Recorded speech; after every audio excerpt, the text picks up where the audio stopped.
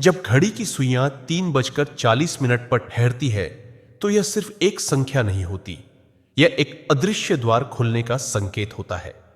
जब पूरी दुनिया सो रही होती है, जब शहरों की आवाजें थम चुकी होती है, जब मोबाइल की स्क्रीन बुझ चुकी होती है, जब मनुष्य अपने सपनों की दुनिया में खो चुका होता है, तब ब्रह्मांड जाग रहा होता है। आर्षियों ने इसे ब्रह्म मुहूर्त कहा, तांत्रिकों ने इसे सिद्धिकाल कहा, योगियों ने इसे आत्म संवाद का समय कहा। लेकिन सच्चाई इससे भी गहरी है। यह वह समय है जब प्रकृति की तरंगें सबसे सूक्ष्म हो जाती है, जब वायु में प्राण तत्व की घनता बढ़ जाती है, जब पृथ्वी का चुंबकीय क्षेत्र शांत होता है, जब मन और ब्रह्मांड के बीच की दूरी सबसे कम होती है। पहला रहस्य, समय की पकड़ ढीली पड़ जाती है। तुमने कभी महसूस किया है, सुबह 3:40 पर उठो तो एक अजीब सी शांति मिलती है। ऐसा लगता है जैसे समय धीमा चल रहा है। क्यों? क्योंकि उस समय तुम्हारा मस्तिष्क गहरी नींद से अल्फा और थीटा वेव्स में प्रवेश करता है। यही वह अवस्था है जिसमें ध्यान सबसे गहरा होता है। योग शास्त्र कहता है, इसी अवस्था में आर्षियों को मंत्र दृष्टि हुई, इसी अवस्था में वेद प्रकट हुए। दूसरा रहस्य, अहंकार सबसे कमजोर होता है। दिन में तुम्हारा नाम है, तुम्हारी पहचान है, तुम्हारी सामाजिक छवि है, तुम्हारी भूमिकाएं हैं, लेकिन 3:40 पर तुम सिर्फ चेतना हो, न पिता, न पुत्र, न व्यवसायी, न छात्र, सिर्फ साक्षी। और जब तुम साक्षी बनते हो तभी परिवर्तन शुरू होता है। तीसरा रहस्य, प्रकृति की 3 परतें खुलती है। तमस घट रहा होता है, रजस अभी आया नहीं होता, सत्व अपने शुद्धतम रूप में प्रकट होता है। इसीलिए इस समय लिया गया संकल्प सीधे अवचेतन में उतरता है। दिन में तुम 100 बार संकल्प लो, वह डगमगा जाएगा, लेकिन ब्रह्म मुहूर्त में लिया गया एक संकल्प जीवन बदल सकता है। और यहीं से साधना शुरू होती है। लेकिन सावधान, यह खेल नहीं है, यह प्रयोग नहीं है, यह रूपांतरण है। जो इस समय जागता है वह धीरे धीरे अलग दिखने लगता है। उसकी आंखों में स्थिरता आ जाती है, उसके शब्दों में वजन आ जाता है, उसके निर्णय स्पष्ट हो जाते हैं, क्योंकि उसने अपने दिन की शुरुआत दुनिया से पहले स्वयं से की है। और यही है पहला द्वार। लेकिन अभी 5 और द्वार बाकी है। अब सुनो ध्यान से, यह सामान्य ज्ञान नहीं है, यह साधना का मार्ग है। पहला स्तंभ, प्राण की तीव्रता। 3:40 सुबह वायु में ऑक्सीजन स्तर संतुलित और शुद्ध होता है। लेकिन योग कहता है यह सिर्फ ऑक्सीजन नहीं, यह प्राण है। जब तुम उस समय गहरी श्वास लेते हो तो सिर्फ फेफड़े नहीं भरते, तुम्हारी ऊर्जा नाड़ियां उभरती है, इड्डा शांत होती है, पिंगला संतुलित होती है, सुषुम्ना सक्रिय होने लगती है। यही कुंडलिनी जागरण की पहली सीढ़ी है। दूसरा स्तंभ, मौन की शक्ति। दिन में शोर है, रात में भी भीतर शोर है, लेकिन ब्रह्म मुहूर्त में मौन बाहर भी है और भीतर भी। और जब मौन गहरा होता है तो आत्मा बोलती है। तीसरा स्तंभ, अवचेतन की पुनर्रचना। वैज्ञानिक कहते हैं सुबह उठते ही तुम्हारा दिमाग सबसे ग्रहणशील होता है। जो शब्द तुम उस समय सुनते हो, जो विचार तुम उस समय सोचते हो, वह सीधे अवचेतन में अंकित होते हैं। इसीलिए आर्षि जप करते थे, इसीलिए मंत्र इसी समय दोहराए जाते हैं, क्योंकि यह समय है बीज बोने का।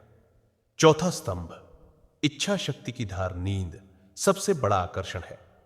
जो उस आकर्षण को जीत ले, उसकी इच्छा शक्ति तलवार बन जाती है। तुमने देखा होगा, जो लोग जल्दी उठते हैं उनमें अनुशासन अधिक होता है, उनका मन स्थिर होता है, क्योंकि उन्होंने पहला युद्ध अपने ही भीतर जीता है। पांचवां स्तंभ, ऊर्जा संरक्षण। रात के अंतिम पहर में तुम्हारी जीवन शक्ति पुनर्संचित होती है। अगर तुम उस समय जागकर सही दिशा में ऊर्जा लगाते हो तो दिन भर ऊर्जा स्थिर रहती है। छठा स्तंभ, दैवीय समन्वय। यह आस्था का विषय हो सकता है, लेकिन हजारों वर्षों की परंपरा कहती है इस समय सूक्ष्म जगत सक्रिय होता है। जब तुम उस समय जप करते हो तो वह सामान्य ध्वनि नहीं रहती, वह स्पंदन बन जाती है। और यही स्पंदन जीवन की दिशा बदल सकता है। लेकिन यह सब एक दिन में नहीं होगा। 7 दिन की विधि। दिन 1 से 2, 6 बजे दिन 3 से 4, 5 बजे दिन 5 से 6, 4:15 बजे दिन 7, 3:40 बजे धीरे धीरे, क्रमेण। क्योंकि शरीर और मन को झटका नहीं देना। यह साधना है, दौड़ नहीं। अब अंतिम सत्य सुनो। ब्रह्म मुहूर्त सिर्फ जल्दी उठना नहीं है, यह पहचान बदलना है। 95% लोग कोशिश करेंगे और छोड़ देंगे। क्यों? क्योंकि नींद का मोह मन का सबसे बड़ा जाल है। लेकिन जो 21 दिन टिक गया, उसके भीतर बदलाव शुरू हो जाएगा। पहले सप्ताह मन शांत होगा, दूसरे सप्ताह विचार स्पष्ट होंगे, तीसरे सप्ताह निर्णय शक्तिशाली होंगे, और 40 दिन बाद तुम स्वयं को पहचान नहीं पाओगे। तुम्हारी आंखों में गहराई होगी, तुम्हारे शब्दों में स्थिरता होगी, तुम्हारी उपस्थिति में प्रभाव होगा, क्योंकि तुमने अपने दिन का पहला क्षण महाकाल को अर्पित किया है। त्रिशूल के 3 शूल, काया, मन, आत्मा, जब तीनों अनुशासित हो जाते हैं, तभी वास्तविक साधना शुरू होती है। और याद रखो, यह आसान नहीं होगा। थकान आएगी, आलस्य आएगा, मन बहाने बनाएगा, लेकिन यही परीक्षा है। महाकाल रात में जागते हैं सृष्टि की रक्षा के लिए। तुम क्यों जागोगे? अपनी रक्षा के लिए, अपने उत्थान के लिए, अपने रूपांतरण के लिए। कल से घड़ी मत लगाओ, संकल्प लो। 21 दिन, प्रयोग नहीं, प्रतिज्ञा। यदि तुम टिक गए तो यह समय तुम्हारा हो जाएगा, और जब समय तुम्हारा हो जाए तो जीवन तुम्हारे नियंत्रण में आ जाता है। ओम नमः शिवाय, हर हर महादेव। तुम्हारा वास्तविक समय अब शुरू होता है। अब आगे बढ़ते हैं। यह साधना यहीं समाप्त नहीं होती। जो 3:40 का द्वार पार कर चुका है, उसके लिए अगला स्तर शुरू होता है। अब तक तुमने समय को छुआ है, अब तुम्हें स्वयं को छूना है। ब्रह्म मुहूर्त में जागना पहला कदम था, लेकिन चौथा भाग उस अवस्था का है जहां साधना बाहरी नहीं रहती, भीतर युद्ध शुरू होता है। यह युद्ध किसी और से नहीं, अपने ही मन से है। पहला आयाम, विचारों का शमन। जब तुम लगातार 21 दिन ब्रह्म मुहूर्त में जागते हो तो एक अजीब घटना होती है। तुम्हारे भीतर दबे हुए विचार ऊपर आने लगते हैं। पुरानी यादें, अधूरे भाव, डर, क्रोध, असफलताएं। क्यों? क्योंकि सुबह 3:40 पर अवचेतन की परतें पतली हो जाती है। दिन में मन मुखौटा पहनता है, रात में वह खुला होता है। जो साधक इस समय ध्यान करता है, उसे अपने भीतर का अंधकार दिखता है, और यही वास्तविक साधना है। अंधकार से भागना नहीं, उसे देखना। महाकाल का अर्थ क्या है? जो काल को भी निगल जाए। तुम्हारा काल क्या है? तुम्हारे भीतर का भय। जब तुम ब्रह्म मुहूर्त में बैठते हो और भागते नहीं, तब तुम धीरे धीरे अपने भय को देखते हो, और जिस दिन तुमने उसे स्वीकार लिया, उस दिन उसका प्रभाव समाप्त। दूसरा आयाम, ऊर्जा का रूपांतरण। शरीर में जो ऊर्जा है वह 2 दिशाओं में जा सकती है। या तो वह इच्छा बनती है या वह साधना बनती है। सुबह 3:40 पर ऊर्जा अपने सबसे सूक्ष्म रूप में होती है। यदि तुम उस समय मोबाइल उठाते हो, ऊर्जा बिखर जाती है। यदि तुम उस समय ध्यान करते हो, ऊर्जा केंद्रित हो जाती है। यही अंतर है सामान्य और साधक में। योग कहता है, ऊर्जा ऊपर उठे तो चेतना बढ़ती है, ऊर्जा नीचे गिरे तो मोह बढ़ता है। इसीलिए अर्षियों ने प्राणायाम को ब्रह्म मुहूर्त से जोड़ा। धीमी, गहरी, सजग श्वास। यह सिर्फ शारीरिक क्रिया नहीं, यह चेतना को ऊपर ले जाने की प्रक्रिया है। तीसरा आयाम, वाणी की शुद्ध।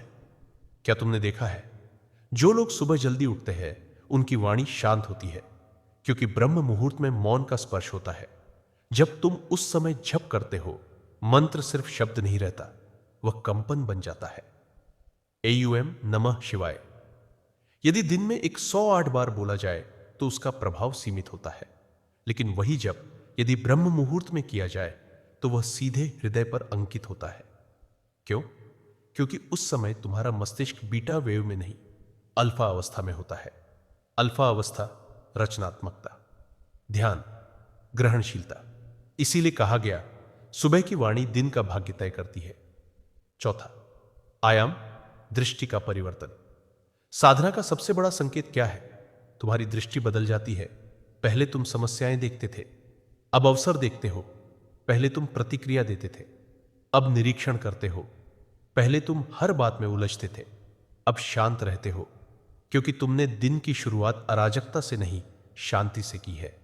और याद रखो, जो अपने दिन का पहला घंटा जीत लेता है, वह दिन जीत लेता है। जो दिन जीत लेता है वह जीवन जीत लेता है। पांचवा आयाम, एकांत का वरदान। अधिकतर लोग अकेले होने से डरते हैं, लेकिन ब्रह्म मुहूर्त तुम्हें अकेले बैठना सिखाता है।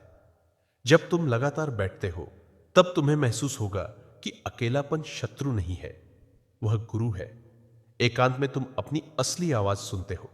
दुनिया की अपेक्षाएं शांत हो जाती है, समाज की तुलना समाप्त हो जाती है, और तभी तुम्हें पता चलता है तुम वास्तव में कौन हो। छठा आयाम, अनुशासन का जन्म। अनुशासन मजबूरी से नहीं आता, अनुशासन पहचान से आता है। जब तुम स्वयं को साधक मान लेते हो तो ब्रह्म मुहूर्त में उठना संघर्ष नहीं रहता, स्वभाव बन जाता है। और यही असली परिवर्तन है। 21 दिन अभ्यास है, 40 दिन स्थिरता है, 90 दिन पहचान है। उसके बाद तुम्हारा शरीर स्वयं 3:40 पर जागने लगेगा। अलार्म की आवश्यकता नहीं होगी, क्योंकि तुम्हारा संकल्प तुम्हारी घड़ी बन चुका होगा। अंतिम चेतावनी। लेकिन एक बात याद रखो, यह मार्ग सबके लिए नहीं है।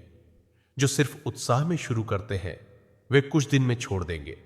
जो दिखावे के लिए करते हैं वे थक जाएंगे। जो तुलना के लिए करते हैं वे निराश होंगे। लेकिन जो आंतरिक पुकार से करते हैं वही टिकेंगे। ब्रह्म मुहूर्त कोई चमत्कार नहीं है, यह एक दर्पण है। वह तुम्हें वही दिखाता है जो तुम हो। यदि तुम आलसी हो वह आलस्य दिखाएगा, यदि तुम दृढ़ हो वह शक्ति दिखाएगा। और यही चौथा रहस्य है, ब्रह्म मुहूर्त साधक को जन्म देता है। अब प्रश्न तुम्हारे सामने है, क्या तुम 3:40 को सिर्फ समय मानते हो या द्वार? क्या तुम नींद चुनोगे या जागरण? महाकाल प्रतीक्षा नहीं करते, समय रुकता नहीं, लेकिन जो जाग गया उसके लिए हर क्षण साधना बन जाता है। अब तुम वहां पहुंच चुके हो जहां साधना आदत नहीं रही, अवस्था बनने लगी है। यदि तुमने पिछले चरणों को पार किया है तो अब 5वां भाग शुरू होता है।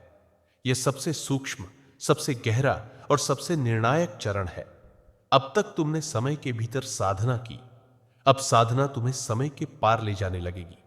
3:40 सुबह, यह केवल ब्रह्म मुहूर्त नहीं रहा, यह तुम्हारी चेतना का स्थायी द्वार बन चुका है। पहला आयाम, समय से दूरी। जब साधक लगातार महीनों तक ब्रह्म मुहूर्त में जागता है तो एक अद्भुत परिवर्तन होता है। उसे दिन छोटे लगने लगते हैं, घंटे तेज बीतते प्रतीत होते हैं, लेकिन भीतर एक स्थिरता बनी रहती है। क्यों? क्योंकि उसने समय को बाहर से देखना शुरू कर दिया है। पहले वह समय के पीछे भागता था, अब वह समय का निरीक्षक बन चुका है। यही कालातीत अवस्था की शुरुआत है। महाकाल का अर्थ है जो काल के परे है। जब तुम सुबह उठकर ध्यान में बैठते हो तो धीरे धीरे तुम्हारा अनुभव बदलता है। 5 मिनट 20 जैसे लगते हैं, कभी 30 मिनट 5 जैसे लगते हैं। यह संकेत है तुम्हारा मन समय की रेखा से हट रहा है। दूसरा आयाम, स्मृति की शुद्धि। ब्रह्म मुहूर्त का अभ्यास तुम्हारी स्मृति पर भी असर डालता है। पहले तुम हर घटना को पकड़ कर रखते थे, पुरानी बातें, लोगों के शब्द, अपमान, पीड़ा। लेकिन जब साधना गहरी होती है तो स्मृति हल्की होने लगती है। तुम्हें याद रहता है पर बोझ नहीं रहता। यह मन की धुलाई है। जैसे सुबह की पहली धूप रात की नमी सुखा देती है, वैसे ही ब्रह्म मुहूर्त पुराने भावों को सूखा देता है। तीसरा आयाम, दृष्टि की तीक्ष्णता। कुछ महीनों बाद साधक की दृष्टि बदल जाती है। वह लोगों को देखकर उनकी ऊर्जा महसूस करने लगता है। वह परिस्थिति देखकर उसका परिणाम समझने लगता है। यह कोई जादू नहीं, यह सजगता का परिणाम है। सुबह 3:40 पर तुम्हारा मस्तिष्क सबसे शांत अवस्था में रहता है। लगातार अभ्यास से यह शांति पूरे दिन फैलने लगती है, और जब मन शांत होता है तो निर्णय सटीक होते हैं। चौथा आयाम, वाणी में शक्ति। धीरे धीरे तुम्हारी वाणी बदल जाती है। तुम कम बोलते हो पर प्रभाव अधिक होता है, क्योंकि शब्द अब अहंकार से नहीं, चेतना से निकलते हैं। जो व्यक्ति दिन की शुरुआत मौन से करता है उसकी वाणी में कंपन अलग होता है। लोग उसे सुनते हैं, मानते हैं, विश्वास करते हैं। यही तप का प्रभाव है। पांचवा आयाम, इच्छाओं का क्षय। सबसे बड़ा परिवर्तन यहां होता है। पहले तुम्हारे पास सैकड़ों इच्छाएं थी, ये चाहिए, वह चाहिए, यह भी, वह भी। लेकिन जैसे जैसे ब्रह्म मुहूर्त स्थिर होता है, इच्छाएं घटने लगती है। तुम्हें कम चाहिए, कम में संतोष होता है, क्योंकि भीतर की शांति बाहर की चाह से बड़ी हो जाती है। यही वैराग्य का बीज है। वैराग्य त्याग नहीं है, वैराग्य स्वतंत्रता है। छठा आयाम, शरीर की संवेदनशीलता। साधक अपने शरीर को नई तरह से महसूस करने लगता है। भोजन का प्रभाव, नींद का प्रभाव, शब्दों का प्रभाव। वह देखता है कौन सा आहार उसे हल्का रखता है, कौन सा उसे भारी करता है। वह अपने शरीर का मित्र बन जाता है, और जब शरीर मित्र हो तो साधना स्थिर होती है। सातवां आयाम, भीतरी प्रकाश। यह अनुभव शब्दों में नहीं आता, लेकिन एक दिन जब तुम ब्रह्म मुहूर्त में बैठोगे तो तुम्हें भीतर हल्की सी रोशनी महसूस होगी। आंखें बंद होंगी पर अंधकार नहीं लगेगा, जैसे भीतर कोई दीप जल गया हो। यह कल्पना नहीं है, यह चेतना का सूक्ष्म अनुभव है। और यही साधक समझता है वह अकेला नहीं है, उसके भीतर एक साक्षी है जो हमेशा जाग रहा है। आठवां आयाम, भय का लोप। धीरे धीरे भय कम होने लगता है। मृत्यु का भय, असफलता का भय, लोगों की राय का भय। क्योंकि जिसने हर सुबह अंधकार को देखा है, उसे दिन का प्रकाश डराता नहीं। ब्रह्म मुहूर्त तुम्हें अंधेरे से मित्रता करवाता है, और जो अंधेरे से मित्र हो जाए उसे संसार नहीं डरा सकता। नौवां आयाम, जीवन की स्पष्ट दिशा। कई लोग पूछते हैं, जीवन का उद्देश्य क्या है? ब्रह्म मुहूर्त इसका उत्तर नहीं देता, वह तुम्हें उत्तर सुनने योग्य बनाता है। जब मन शांत हो तो दिशा स्वयं स्पष्ट होती है। तुम्हें समझ आने लगता है क्या छोड़ना है, किसे अपनाना है, कहां ऊर्जा लगानी है। यही वास्तविक बुद्धि है। 10वां आयाम, साधना का विस्तार। अब 3:40 सिर्फ एक समय नहीं रहा। तुम पूरे दिन सजग रहने लगते हो, चलते समय भी, बोलते समय भी, काम करते समय भी। यही ध्यान का विस्तार है। ब्रह्म मुहूर्त बीज था, अब वह वृक्ष बन रहा है, अंतिम उद्घोष। लेकिन ध्यान रहे, इस अवस्था तक पहुंचने में महीने लगते हैं, कभी वर्ष भी। यह त्वरित परिणाम का मार्ग नहीं है, यह धैर्य का मार्ग है, तप का मार्ग है, महाकाल का मार्ग है। जो इस पथ पर स्थिर हो गया वह धीरे धीरे कालातीत हो जाता है। वह समय में रहता है पर समय उसे बांध नहीं पाता। और तब 3:40 सुबह सिर्फ घड़ी नहीं बजती, तुम्हारी चेतना स्वयं जाग उठती है। अब हम अंतिम चरण में प्रवेश कर रहे हैं। यह अंत नहीं, यह वह बिंदु है जहां साधक और साधना एक हो जाते हैं। यदि तुम यहां तक पहुंचे हो तो समझो, तुम सिर्फ सुनने वाले नहीं रहे, तुम पथ पर चलने वाले बन चुके हो। शिवत्व की दहलीज। जब साधक स्वयं मार्ग बन जाता है, 3:40 सुबह अब तुम्हारे लिए समय नहीं है, यह तुम्हारी पहचान बन चुका है। अब प्रश्न यह नहीं कि तुम जागते हो या नहीं, प्रश्न यह है जब तुम जागते हो तो क्या बदलता है। पहला आयाम, साक्षी का स्थायित्व। शुरुआत में तुम कुछ मिनटों के लिए साक्षी बनते थे, अब साक्षी भाव स्थायी होने लगता है। कोई तुम्हारी प्रशंसा करे, तुम भीतर शांत रहते हो। कोई आलोचना करे, तुम भीतर शांत रहते हो, क्योंकि तुमने समझ लिया है तुम प्रतिक्रिया नहीं हो, तुम देखने वाले हो। यही शिवत्व का पहला संकेत है। शिव का अर्थ केवल देवता नहीं, शिव का अर्थ है कल्याणकारी चेतना। जब तुम्हारा साक्षी स्थिर हो जाता है तो हर परिस्थिति तुम्हें विचलित नहीं करती, वह तुम्हें परखती है। दूसरा आयाम, कर्म की स्पष्टता। ब्रह्म मुहूर्त की साधना तुम्हें कर्म से भागना नहीं सिखाती, वह तुम्हें कर्म में जागरूक बनाती है। अब तुम काम करते हो पर भीतर जल्दबाजी नहीं होती, तुम निर्णय लेते हो पर उनमें घबराहट नहीं होती, तुम लक्ष्य बनाते हो पर उनमें आसक्ति नहीं होती। यही निष्कामता की शुरुआत है। जब मन शांत हो तो कर्म शुद्ध होता है, और शुद्ध कर्म जीवन को सरल बना देता है। तीसरा आयाम, मौन की गहराई। एक समय था जब मौन तुम्हारे लिए कठिन था, अब मौन तुम्हारा आश्रय है। तुम भीड़ में भी भीतर मौन महसूस कर सकते हो, क्योंकि ब्रह्म मुहूर्त का मौन अब पूरे दिन फैल चुका है। और जब भीतर मौन हो तो विचार स्पष्ट होते हैं, भावनाएं संतुलित होती है, शब्द संयमित होते हैं। यही तप का परिपक्व रूप है। चौथा आयाम, भय का पूर्ण विसर्जन। पहले भय कम हुआ था, अब वह जड़ से हिलने लगता है। मृत्यु का विचार आता है पर घबराहट नहीं होती। हानि की संभावना दिखती है पर भीतर स्थिरता बनी रहती है, क्योंकि तुमने समझ लिया है हर चीज परिवर्तनशील है। जो बदलता है वह तुम नहीं हो, तुम वह हो जो परिवर्तन को देखता है। यही काल पर विजय है और यही महाकाल की निकटता है। पांचवां आयाम, आंतरिक गुरु का प्रकट होना। एक दिन ऐसा आता है जब तुम्हें बाहरी मार्गदर्शन की आवश्यकता कम लगने लगती है। तुम्हारे भीतर एक सूक्ष्म आवाज स्पष्ट हो जाती है। वह तुम्हें बताती है कहां रुकना है, कहां बोलना है, कहां मौन रखना है। यह कल्पना नहीं है, यह अंतर्ज्ञान है। और यह अंतर्ज्ञान लगातार ब्रह्म मुहूर्त की साधना से जागृत होता है। जब मन निर्मल हो तो बुद्धि तेज होती है, और जब बुद्धि तेज हो तो मार्ग स्वयं स्पष्ट होता है। छठा आयाम, ऊर्जा का विस्तार। अब तुम्हारी उपस्थिति बदलने लगती है। लोग तुम्हारे पास बैठकर अकारण शांति महसूस करते हैं। तुम कुछ विशेष नहीं करते, फिर भी वातावरण बदल जाता है। क्यों? क्योंकि तुमने अपने भीतर की ऊर्जा बिखरने नहीं दी। तुमने उसे हर सुबह संयोजित किया है, और संयोजित ऊर्जा प्रभाव उत्पन्न करती है। यही साधक का प्रभाव है, बिना दिखावे के, बिना घोषणा के। सातवां आयाम, साधना से सेवा तक। जब साधना स्थिर हो जाती है तो उसका स्वाभाविक परिणाम सेवा होता है। तुम दूसरों को जगाने की कोशिश नहीं करते, तुम केवल उदाहरण बनते हो। तुम्हारा अनुशासन दूसरों को प्रेरित करता है, तुम्हारी शांति दूसरों को आकर्षित करती है। यही वास्तविक प्रभाव है। साधना स्वयं तक सीमित नहीं रहती, वह समाज तक फैलती है।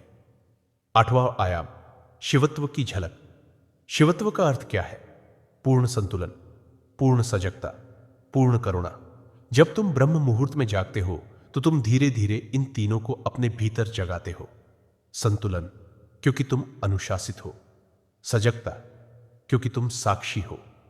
करुणा, क्योंकि तुम समझ चुके हो कि हर व्यक्ति संघर्ष में है, और यही शिवत्व की झलक है। अंतिम आह्वान, यह अंत नहीं। अब 3:40 तुम्हारे लिए केवल आरंभ था। सच्चा ब्रह्म मुहूर्त वह है जब तुम्हारी चेतना हर क्षण जागी रहे। जब तुम चलते हो, जागरूक। जब तुम बोलते हो, जागरूक। जब तुम निर्णय लेते हो, जागरूक। तभी साधना पूर्ण होती है। लेकिन याद रखो, यह मार्ग कभी समाप्त नहीं होता। हर सुबह एक नया अवसर है, हर ब्रह्म मुहूर्त एक नया जन्म है। महाकाल प्रतीक्षा नहीं करते, वे निरंतर प्रवाह है। प्रश्न यह है, क्या तुम उस प्रवाह में प्रवेश करोगे या फिर नींद का मुंह चुनोगे? यदि तुमने 90 दिन पूरे कर लिए तो यह मार्ग तुम्हारा हो जाएगा, और तब अलार्म की आवश्यकता नहीं होगी। तुम्हारी चेतना स्वयं तुम्हें जगाएगी, क्योंकि अब तुम समय के पीछे नहीं दौड़ रहे, तुम समय के साक्षी बन चुके हो। अब यह अंतिम विस्तार है, यह समापन नहीं। यह वह बिंदु है जहां साधक अपने भीतर के आकाश को पहचानता है। तुमने समय को छुआ, तुमने मन को साधा, तुमने ऊर्जा को दिशा दी। अब सातवां और अंतिम भाग, जहां साधना करना नहीं रहती, होना बन जाती है। अनंत का स्पर्श। जब ब्रह्म मुहूर्त भीतर स्थायी हो जाता है, 3:40 सुबह, अब घड़ी का समय नहीं, अब यह तुम्हारे भीतर की स्थिति है। पहला आयाम, जागरण का विस्तार। पहले तुम 1 घंटे जागते थे, अब तुम्हारी सजगता पूरे दिन फैलने लगी है। तुम चलते हो, जागरूक। तुम खाते हो, जागरूक। तुम बोलते हो, जागरूक। यही सच्चा ब्रह्म मुहूर्त है, क्योंकि असली जागरण सुबह की शुरुआत से नहीं, भीतर की निरंतरता से होता है। दूसरा आयाम, द्वैत का क्षय। धीरे धीरे एक और परिवर्तन होता है। तुम अच्छा बुरा के संघर्ष में कम उलझते हो। तुम जीत हार को अंतिम सत्य नहीं मानते। तुम समझने लगते हो, हर अनुभव एक शिक्षक है। ब्रह्म मुहूर्त में बैठते हुए तुमने अपने विचारों को आते जाते देखा। अब तुम जीवन की घटनाओं को भी उसी तरह आते जाते देखते हो। यह द्वैत से ऊपर उठने की शुरुआत है। तीसरा आयाम, करुणा का उदय। जब मन शांत होता है तो कठोरता पिघलती है। तुम दूसरों को दोष देने से पहले उनकी स्थिति समझने लगते हो। तुम प्रतिक्रिया देने से पहले रुक कर देखते हो। यह कमजोरी नहीं, यह परिपक्वता है। यही करुणा है, और करुणा के बिना कोई भी साधना अधूरी है। चौथा आयाम, साधना से समर्पण। शुरुआत में तुम प्रयास कर रहे थे, अब तुम समर्पण सीख रहे हो। तुम जानते हो, हर चीज नियंत्रण में नहीं। तुम अपना कर्म करते हो, पर परिणाम को पकड़े नहीं रहते। यही आंतरिक स्वतंत्रता है और यह स्वतंत्रता ब्रह्म मुहूर्त की नियमित साधना से जन्म लेती है। पांचवा आयाम, भीतर का आकाश। एक दिन ध्यान में बैठते हुए तुम्हें अनुभव होगा, विचार आ रहे हैं पर तुम उनसे अलग हो, भावनाएं उठ रही है पर तुम उनसे अलग हो, शरीर स्थिर है पर तुम उससे भी अलग हो। यह अनुभव शब्दों से परे है, जैसे भीतर एक विशाल आकाश खुल गया हो और उस आकाश में सब कुछ आता जाता है पर आकाश अडिग रहता है। यही आत्मबोध की झलक है। छठा आयाम, भय का अंतिम विलय। अब मृत्यु का विचार भी तुम्हें विचलित नहीं करता। तुम समझ चुके हो, शरीर बदलता है, विचार बदलते हैं, पर साक्षी अटल है, और जब साक्षी अटल है तो भय का आधार ही समाप्त हो जाता है। सातवां आयाम, साधक से साधन। अब तुम साधना करने वाले नहीं रहे, तुम स्वयं साधना बन चुके हो। तुम्हारा चलना ध्यान है, तुम्हारा मौन जप है, तुम्हारी उपस्थिति प्रेरणा है। यही अंतिम परिवर्तन है। अब 3:40 तुम्हें जगाता नहीं, तुम स्वयं जागरण हो। अंतिम संदेश, यह मार्ग कठिन था, है और रहेगा। बहुत लोग शुरू करेंगे, कुछ लोग टिकेंगे, बहुत कम लोग पूर्ण करेंगे, लेकिन जो यहां तक पहुंच गया वह पहले जैसा नहीं रहता। वह सामान्य जीवन जी सकता है पर भीतर असामान्य शांति रहती है। वह दुनिया में रहता है पर दुनिया उसे बांध नहीं पाती। अंतिम आह्वान, कल सुबह 3:40 बजे घड़ी देखने की आवश्यकता नहीं। यदि तुम्हारा संकल्प सच्चा है तुम स्वयं जागोगे। यदि तुम्हारा मन तैयार है तुम टिकोगे। यदि तुम्हारा हृदय समर्पित है तुम रूपांतरित हो जाओगे। यह समय का खेल नहीं, यह चेतना की यात्रा है। महाकाल साक्षी है, प्रकृति साक्षी है। अब तुम स्वयं साक्षी बनो। ओम नमः शिवाय। हर हर महादेव। तुम्हारा वास्तविक ब्रह्म मुहूर्त अब भीतर शुरू होता है।